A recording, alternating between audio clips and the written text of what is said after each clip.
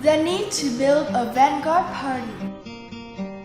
From the beginning, the human race formed together into small and big groups and eventually into states.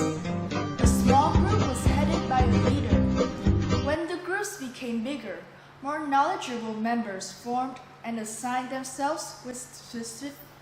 From the beginning, the human race formed together into small, then big groups, and eventually into states. A small group was headed by a leader. When the groups became bigger, more knowledgeable members formed and assigned themselves with specific tasks. When mankind learned how to work and produce for their livelihood, the division of labor became more complicated. The leader must know how to regulate problems in the community, to unite and resist natural disasters and wild beasts, so as to ensure ever better living conditions. As primitive society transformed into feudal society, human beings invented scripts. Communications developed, requiring learned people to regulate social life, uniting people of the same goal for a better life. The feudal regime promoted unity against factions, making them weaker. Some 2,500 years ago, in Chinese spring-autumn period, Confucius said, "Gentlemen must unite without factions. Mean persons do the contrary." China was the typical case of feudalism lasting for several thousand years without any factions, relying mainly on the Confucius-Mencius doctrine to rule the society. From 11th century, in the period of democracy, countries in Europe and Asia developed political parties with doctrines such as Marx, Engels, Lenin, and Sun Yat-sen. Members of those parties motivated the people to follow the doctrines, overthrowing existing regimes, building new regimes, such as the Three Principles of the People, initiated by Sun Yat-sen, overthrowing Qing dynasty, Marx-Engels-Lenin doctrine, carrying out proletarian revolution in Russia. Those were two biggest doctrines in the 18th, 19th, and 20th centuries. In addition, there were also theories such as those of Hegel, Socrates, Adam Smith, etc. Ancient doctrines such as Confucianism and Taoism of China, Buddhism of Asia, Catholicism of Europe and America, Islam of the Middle East, together with new doctrines of Marx, Engels, Lenin, Sun Yat-sen, etc., enriched mankind with various philosophies for choice, creating richness in philosophical thinking. For Vietnam, in the early years of French colonialism, there were anti-colonial movements in 1862. In South Vietnam, there was anti-French colonial movement headed by Trương Định and Thủ Khoa Huân. In Central Vietnam, there was Cần Vương movement initiated by Phan Đình Phùng, Tôn Thất Thuyết, and Ngô Quang Bích, Ngư Phong, with resistance bases stretching from Quảng Trị, Quảng Bình to Sơn Tây, Phú Thọ, Tuyên Quang, honoring King Hàm Nghi as the leader of the anti-French movement. Unfortunately, on the way to the north, Hàm Nghi was arrested by French troops and sent exile. In North Vietnam, there was Nguyễn Thiện Thuật, alias Tán Thuật, building resistance base in Bãi Sậy, Hưng Yên. Later on, Hoàng Hoa Thám, Đoàn Văn Nghĩa, native of Dị Chế, Hưng Yên, and Lương Văn Nắm, Đề Nắm, staged an uprising in Yên Thế, Bắc Giang, and maintained a resistance zone for almost 30 years, from 1884 to 1913. Meanwhile, movements such as Duy Tân, Đông Kinh Nghĩa Thục, Đông Du, Tây Du, etc., sponsored by patriots, namely Phan Chu Trinh, Phan Bội Châu, Huỳnh Thúc Kháng, and others, called on the people to oppose French colonial yoke. They were, however, suppressed by French colonialists. In 1927, Nguyễn Thái Học established Vietnam Nationalist Party in line with Three Principles of the People of Sun Yat-sen and mobilized the participation of the people. In the February 1930, uprisings in Yên Bái, Phụ Dực, Thái Bình, Vĩnh Bảo, Hải Dương. However, the uprisings were unsuccessful. Nguyễn Thái Học and Phó Đức Chính, together with 11 others, were executed by firing squad on June 17, 1930. In fact, anti-French movements and organizations by that time were unable to overthrow the French colonial rule to liberate the nation and people. It required a stronger and well-organized party serving as vanguard leadership to overthrow colonial domination. A suitable doctrine for the party in a colony.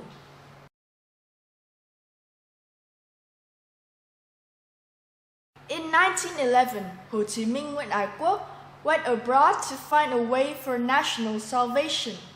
He went to all continents studying, thinking, and comparing with reality in Vietnam. He found that old and new philosophies, each of which has its own merit but remained unsuitable for mankind, especially Vietnamese people in a backward agricultural country without industry, underdeveloped, and dominated by French colonialists and feudal regime.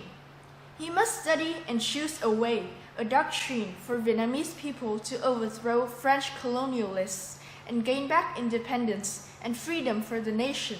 In his study, Nguyễn Ái Quốc Hồ Chí Minh found in the political program of the Third International headed by Lenin an important phrase: all colonial nations unite to oppose colonial domination for national liberation. Build a genuine revolutionary party in conformity with social-political conditions of Vietnam by that time. He conducted a thorough study of the real conditions in North, Central, and South Vietnam and sent the report to Intercom in 1924 in Moscow. The class struggle in Vietnam is different from that in Europe, for working people are illiterate, subjugated, and unorganized. For the owners are without machines, and landowners are small and medium-sized. The so-called landlords are simply named as in Europe and America. There are no Vietnamese millionaires. The rich people are simply well-to-do people. Therefore, peasants have nothing, and landlords are not much better off. The peasants live on minimum conditions, and landlords are not in luxury. The workers do not know how much they are exploited, and the owners do not know how to exploit by machinery. There is neither labor union nor trust. The conflict of interests is minimal, that is undeniable. From those facts, Nguyễn Ái Quốc came to his understanding of Marxism as follows. Marx has built his doctrine on certain historical philosophy, but which history? What is European history? It is not history of the whole mankind. Marx explained that society developed through three stages: slave-owning society, serfdom, capitalism, and in each stage, the class struggles are different. We must be careful. Did the people in the Far East experience through two early stages? For centuries now, did they not enjoy peace to the extent that European people looked down to them as lazy and ignorant for 1,000 years? Nationalism is the great motivation of the nation. It motivated the uprisings against heavy taxes in 1908, teaching coolie hard laborers and nhà quê ignorant natives to protest against heavy taxes and labor. In the report to Third International in 1924, Nguyễn Ái Quốc had full knowledge of the socio-political conditions in Vietnam that explained why in France, together with other Vietnamese revolutionaries, he edited Les Parias on April 1st, 1922. It showed that he fully realized the non-existence of the working class in Vietnam, with few French services on power and water supply, and some ship repair workshops in Saigon and Haiphong. Some dozen workers existed in the unit. Peasants cultivated the land for their own living, landlords with small property. Therefore, Nguyễn Ái Quốc called them natives of simple and poor life but good nature. Nguyễn Ái Quốc also studied revolutionary organizations such as French Socialist Party, Russian Communist Party, Social Democrat parties in the West, national liberation movements in Africa and Latin America, and tried to unite with them in an effort to drive out French colonialists from Indochina and Africa, as well as British colonialists in India and Dutch from Indonesia.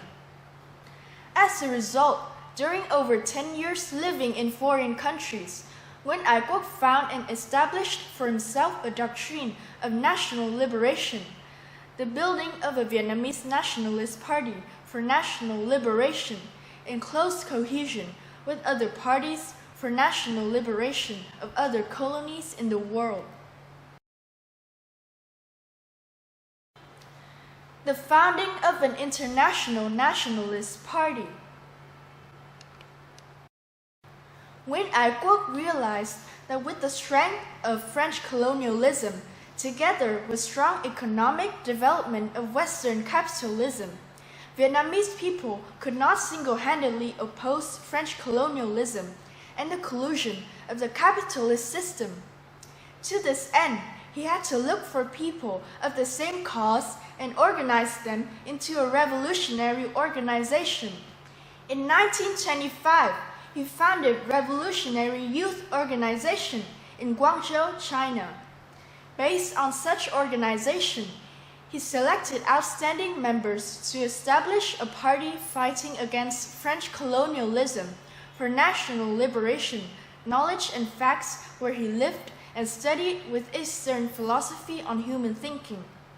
Nguyễn Ái Quốc reaffirmed that there must be a party in Vietnam to lead the national liberation against French colonialism, to save, first of all, the poorest and ensure them food, clothing, and schooling. It must be a party of the poorest and also of the whole nation.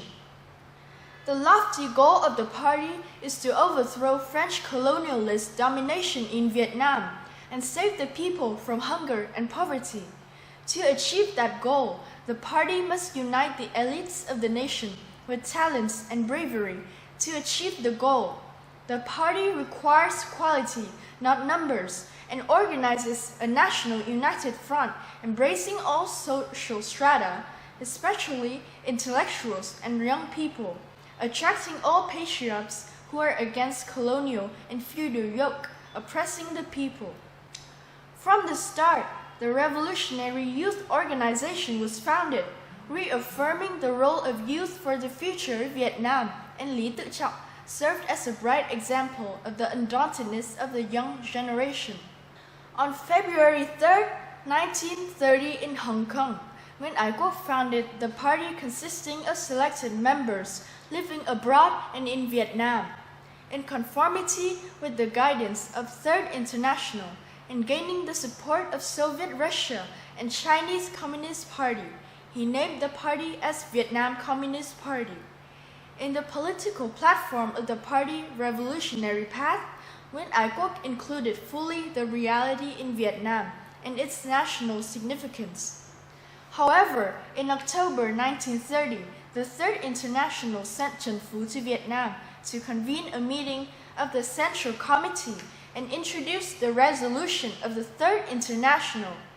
The meeting decided to establish the Indo-Chinese Communist Party and adopted the first political platform drafted by Trần Phú.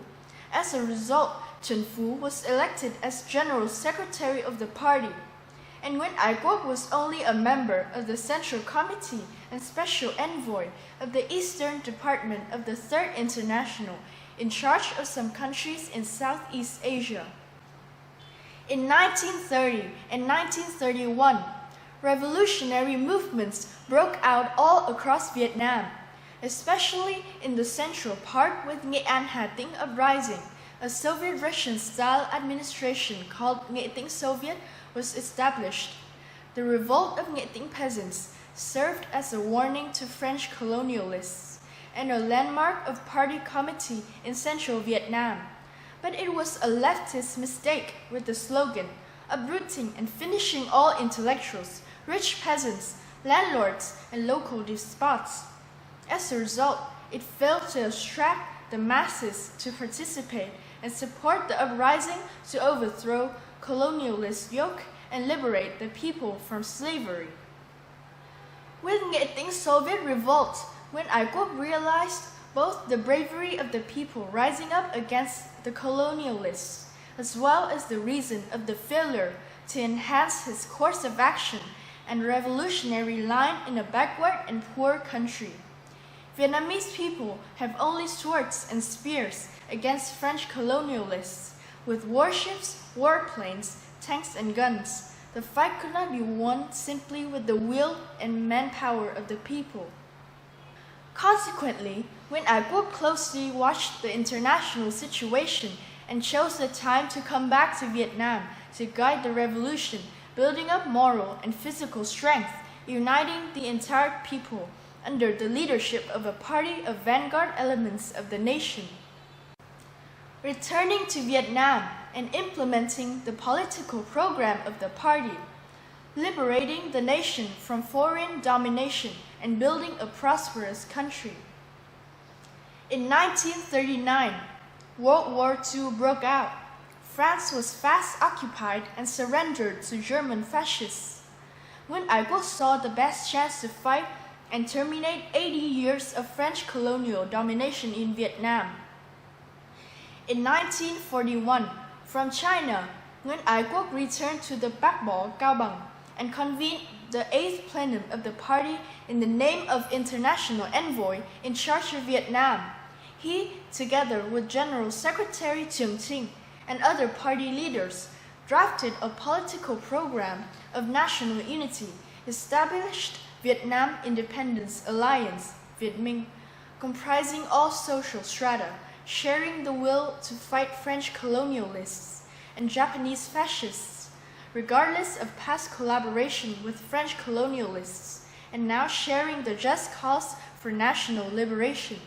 The world situation was changing in favor of Vietnamese people. South Vietnam Party Division prepared for an uprising, but before getting the instruction from the Central Committee to postpone, the insurrection broke out on November 23, 1940. French colonialists concentrated their forces and repressed the movement, causing big loss to revolutionary strength in South Vietnam. It served as the second lesson for Hồ Chí Minh Nguyễn Ái Quốc in the leadership and future general insurrection.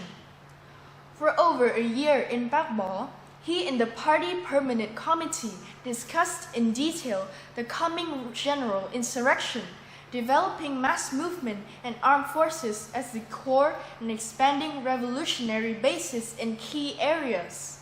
In 1942, he went abroad again to mobilize the support from allied countries.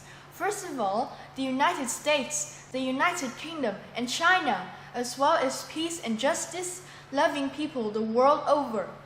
While at home, Việt Minh Front declared taking side with allied forces led by Soviet Russia, US, UK, and China to fight against fascist Axis.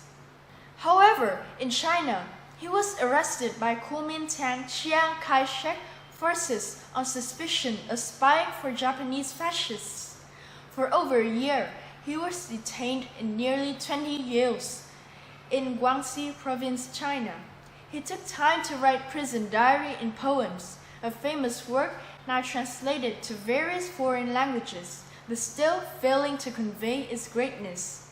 In August 1945, at the ripe time, with over 5,000 party members under the leadership of Hồ Chí Minh Nguyễn Ái Quốc and the party permanent committee, together with the Việt Minh Front, Vietnamese people from north to south rose up and wrested back power, establishing the Democratic Republic of Vietnam, the first democratic state in Asia. On November 11, 1945, Vietnam Communist Party declared itself dispersed, in fact, withdrawing into underground activities. In January 1951, in Việt Bắc Resistance Base, the Vietnam Communist Party held its second Congress, President Ho Chí Minh, the party's Central Committee, and the Congress decided to change the name of Communist Party to Vietnam Workers' Party, with activities reflecting correct and realistic strategies and tactics in Vietnam. It gained the support of the Soviet Union, China, other socialist countries, as well as peace-loving and workers' movements the world over.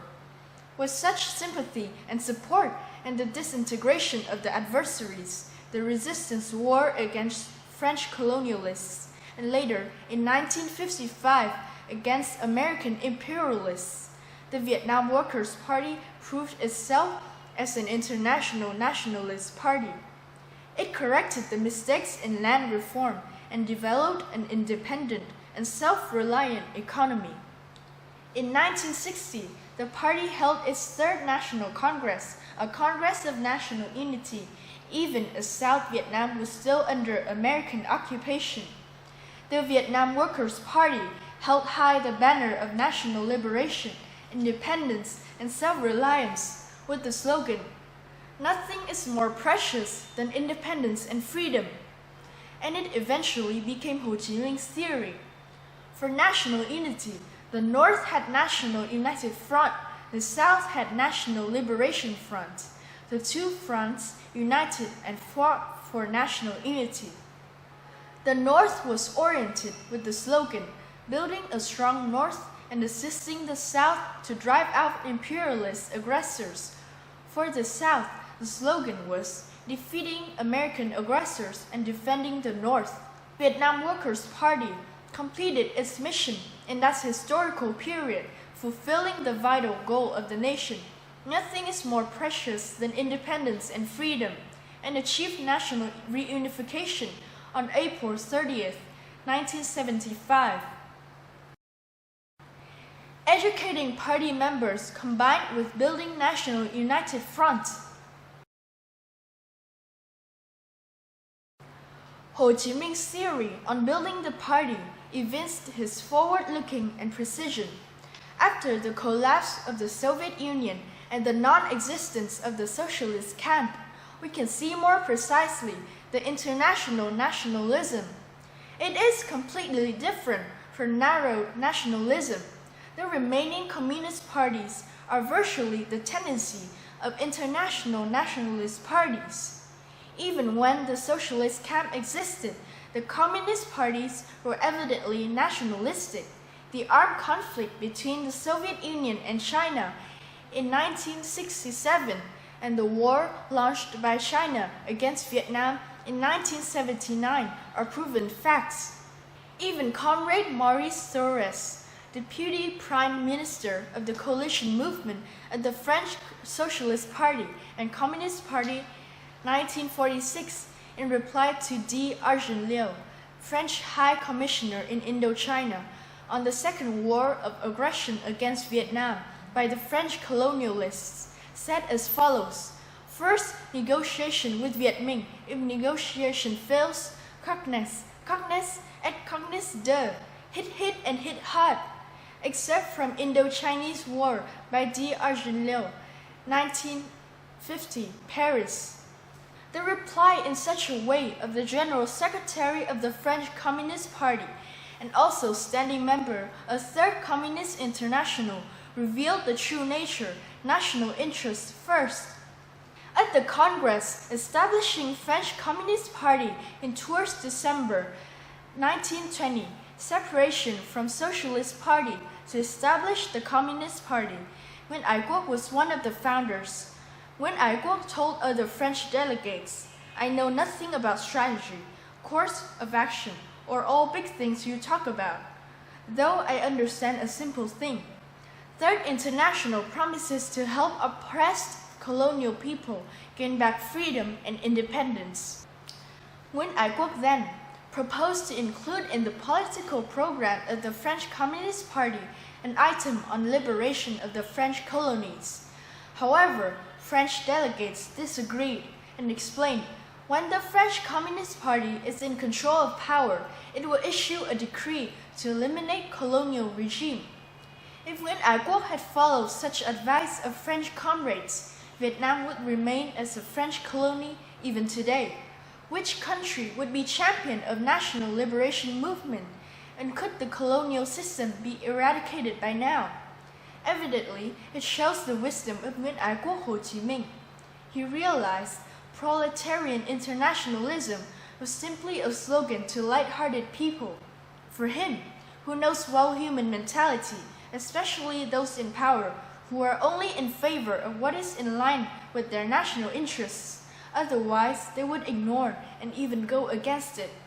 Worse still, they could launch a war, causing loss of life to civilians and soldiers on both sides.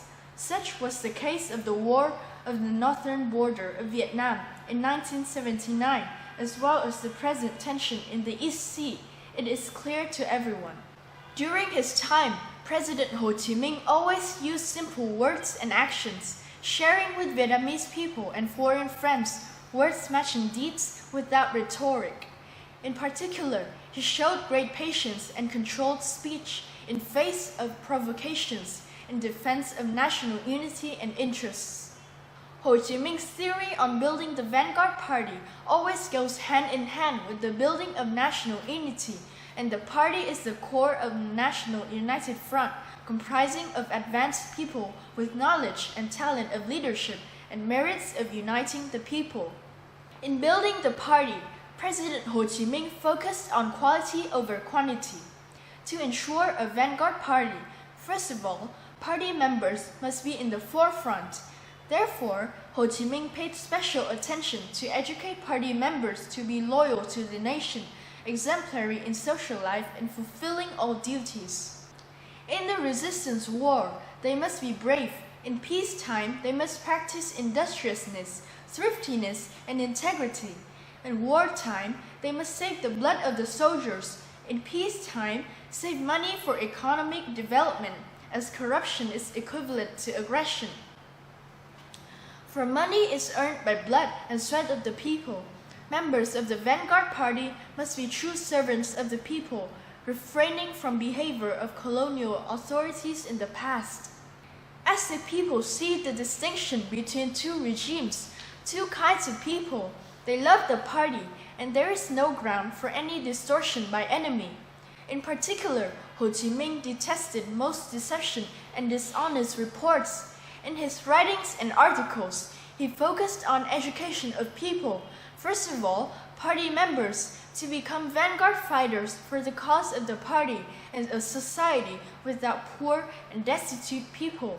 It is the aim of the party and the foundation of the nation.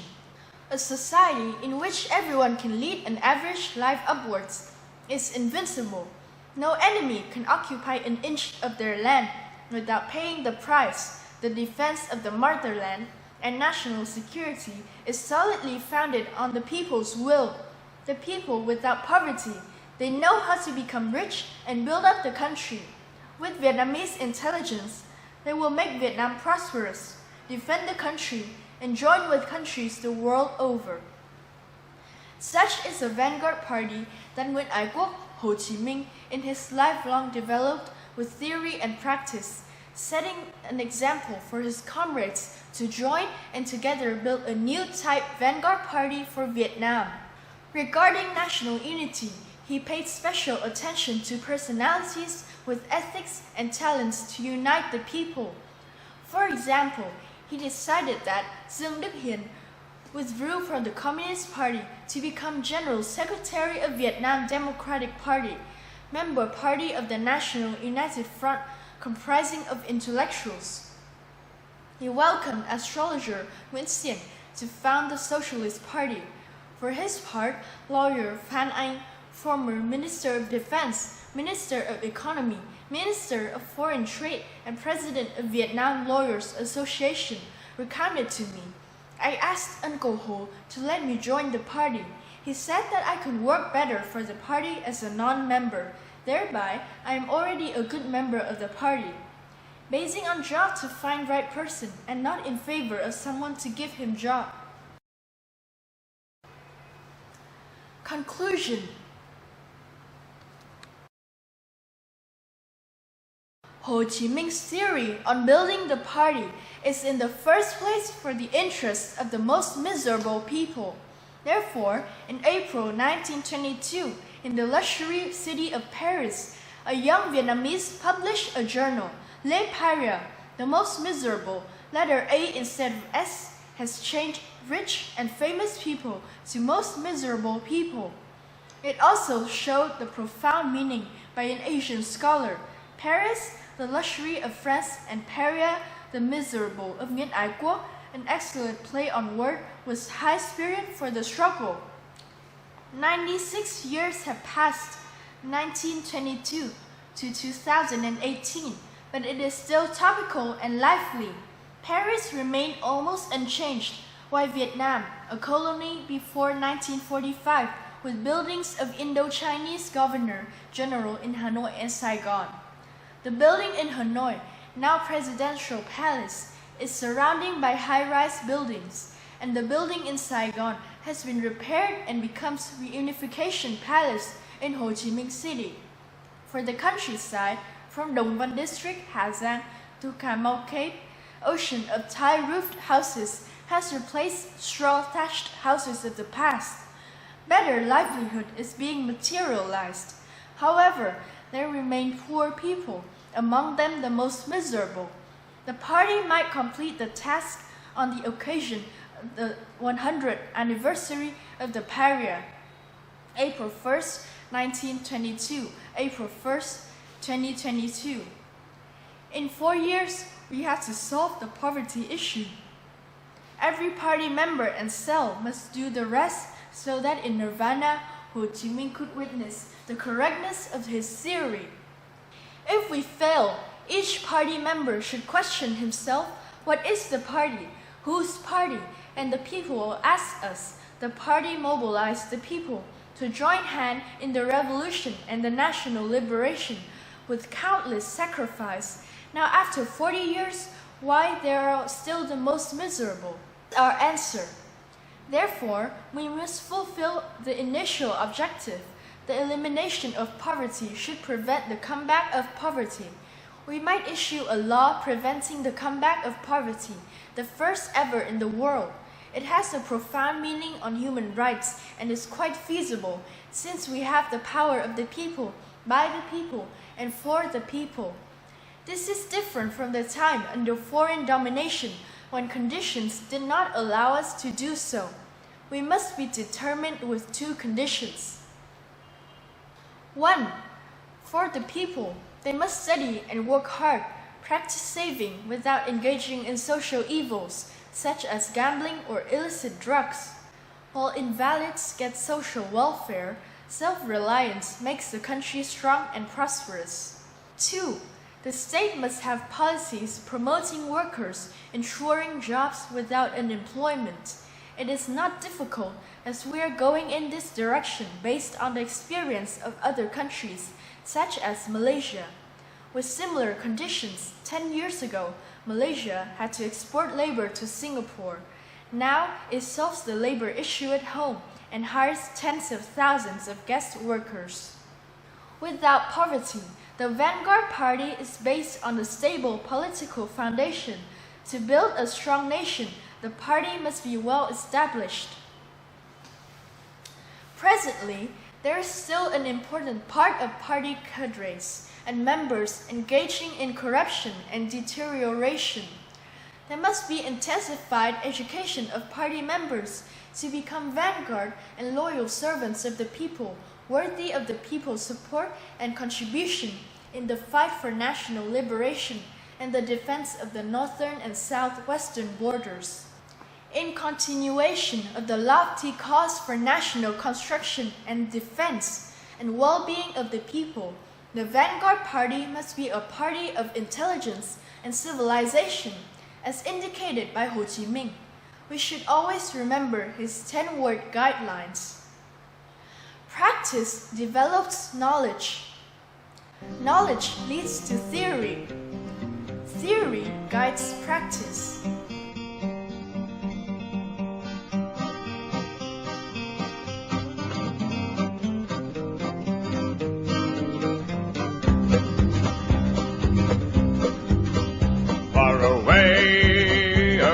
the ocean. Far beyond there's a distant rim. There's some man who is father of the Indo-Chinese people, and his name it is Ho Chi Minh. Ho, ho, Ho Chi Minh.